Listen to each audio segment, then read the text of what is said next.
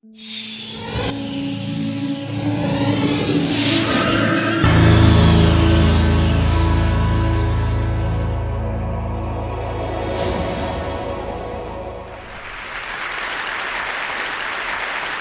Zuckerberg, a journalist, was asking him a question about the news feed. And the journalist was asking him, why is this so important? And Zuckerberg said, a squirrel dying in your front yard may be more relevant to your interests right now than people dying in Africa. And I want to talk about what a web based on that idea of relevance might look like. So when I was growing up in a really rural area in Maine, the internet meant something very different to me. It meant a connection to the world. It meant something that would connect us all together. And I was sure that it was going to be great for democracy and for our society. But there's this kind of shift in how information is flowing online. And it's invisible. And if we don't pay attention to it, it could be a real problem. So I first noticed this in a place I spend a lot of time, my Facebook page.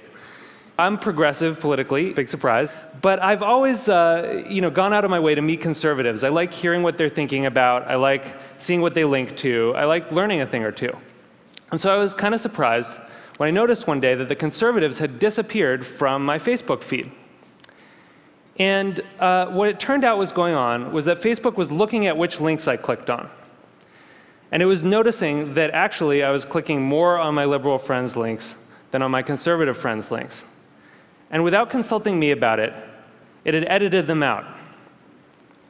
They disappeared.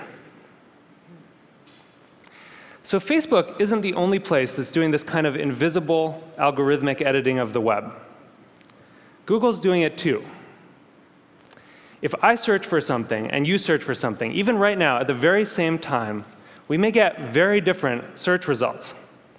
Even if you're logged out, one engineer told me, there are 57 signals that Google looks at.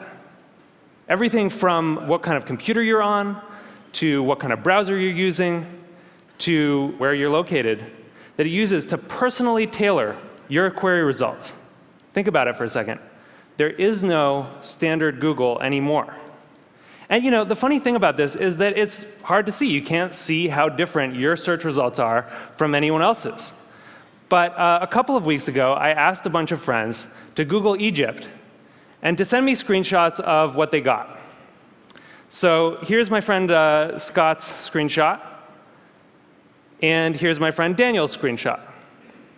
When you put them side by side, you don't even have to read the links to see how different these two pages are. But when you do read the links, it's really quite remarkable. Daniel didn't get anything about the protests in Egypt at all in his first page of Google results. Scott's results were full of them. And this was the big story of the day at that time. That's how different these results are becoming. So it's not just Google and Facebook either. This is something that's sweeping the web. There are a whole host of companies that are doing this kind of personalization. Yahoo News, the biggest news site on the internet, is now personalized. Different people get different things. Huffington Post, the Washington Post, New York Times, all flirting with personalization in various ways. And where this moves us very quickly toward a world in which the internet is showing us what it thinks we want to see, but not necessarily what we need to see. As Eric Schmidt said, it'll be very hard for people to watch or consume something that has not, in some sense, been tailored for them. So I do think this is a problem. And I think if you take all of these filters together, if you take all of these algorithms, you get what I call a filter bubble. And your filter bubble is kind of your own personal, unique universe of information that you live in online. And what's in your filter bubble depends on who you are, and it depends on what you do. But the thing is that you don't decide what gets in. And more importantly, you don't actually see what gets edited out. So one of the problems with the filter bubble was discovered by some researchers at Netflix. And they were looking at the Netflix queues, and they noticed something kind of funny that a lot of us probably have noticed, which is there are some movies that just sort of zip right up and out to our houses. They enter the queue, they just zip right out. So Iron Man zips right out, right? and waiting for Superman can wait for a really long time. What they discovered was that in our Netflix queues, there's kind of this epic struggle going on between our future aspirational selves and our more impulsive present selves. You know, we all want to be someone who has watched Rashomon. But right now, we want to watch Ace Ventura for the 4th time. So the best editing gives us a bit of both. It gives us a little bit of Justin Bieber and a little bit of Afghanistan. It gives us some information vegetables. It gives us some information dessert. And the challenge with these kind of algorithmic filters, these personalized filters, is that because they're mainly looking at what you click on first, you know, it can throw off that balance. And instead of a balanced information diet, you can end up surrounded by information junk food. So what this suggests is actually that we may have the story about the internet wrong.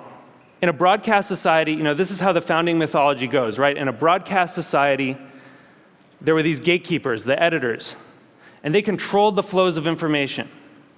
And along came the internet, and it swept them out of the way, and it allowed all of us to connect together, and it was awesome.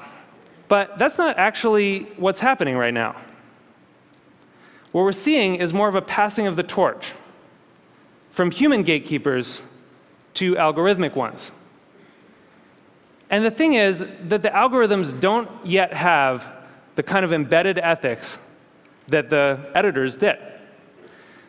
So if algorithms are going to curate the world for us, if they're going to decide what we get to see and what we don't get to see, then we need to make sure that they're not just keyed to relevance. We need to make sure that they also show us things that are uncomfortable or challenging or important. This is what TED does, right? Other points of view.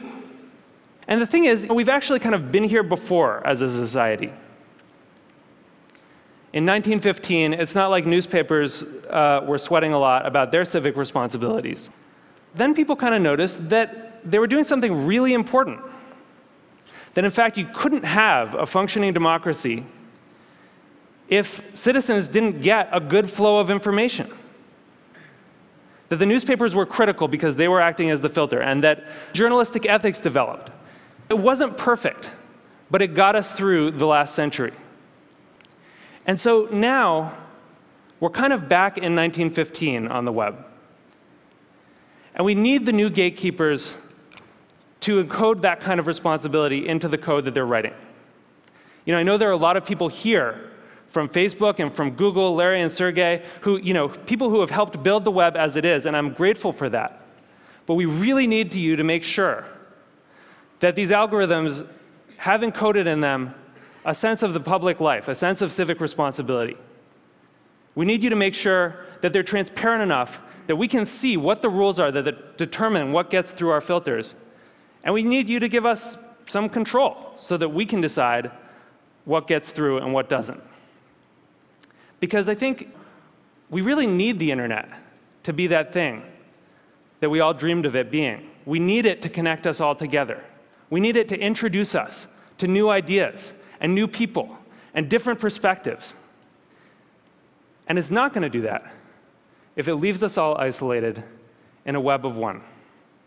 Thank you. Thank you.